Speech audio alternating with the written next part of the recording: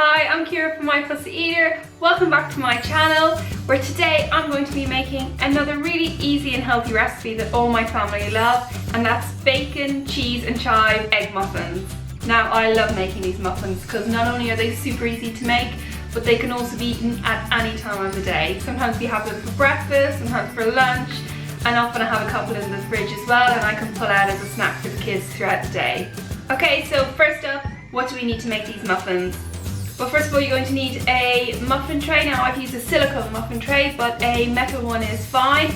I'm making 6 muffins today, but you can easily double or even triple this recipe up and use larger muffin trays or 2 or 3 muffin trays at a time. You're also going to need some greaseproof paper or parchment paper to line the muffin tins. And now onto the ingredients. So you're going to need some streaky bacon. If you're making 6 like I am in this recipe, you're going to need 6 slices. Next up is eggs, so 6 large eggs or 7 medium eggs, 100 grams or about 1.5 cups of grated cheese, a handful of fresh chives which we are going to chop up. Now the bacon is probably going to be salty enough, so I'm not going to add any extra salt, but I am going to add some pepper and also some mixed dried herbs. Okay, let's get started with our muffins. First of all, we're going to preheat the oven to 175 degrees Celsius or 350 Fahrenheit. Next, we're going to cut some squares of the greaseproof or the parchment paper, just enough so we can fill the muffin tins. And this is going to make it really easy to remove the egg muffins from the muffin tins when we're finished. Now, even though I'm using a silicone muffin tin, it can still stick quite badly, so it is a good idea to use the paper. Next, we're going to take our streaky bacon and we're going to line the inside of the muffin tins with the bacon.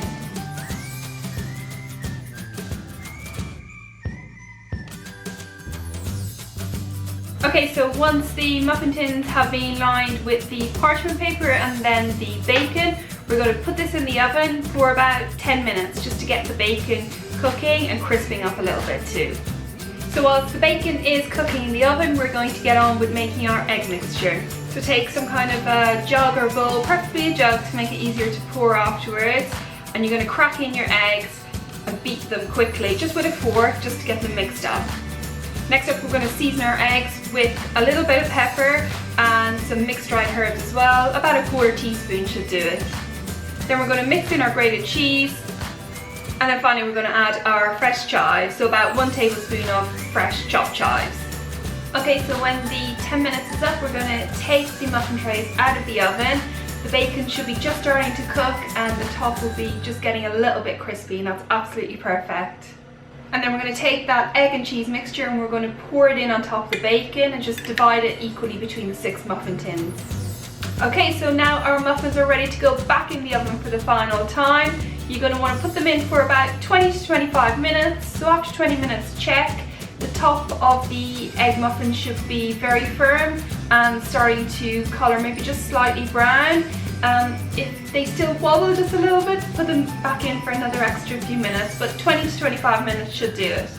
Now our muffins are out of the oven and they smell incredible. I can't wait to tuck in. Now you can either serve these straight away, or they do keep in the freezer for several days as well. You can keep them probably up to about 3 or 4 days, but I would suggest to pop them into a lunchbox or something with a lid and store them that way.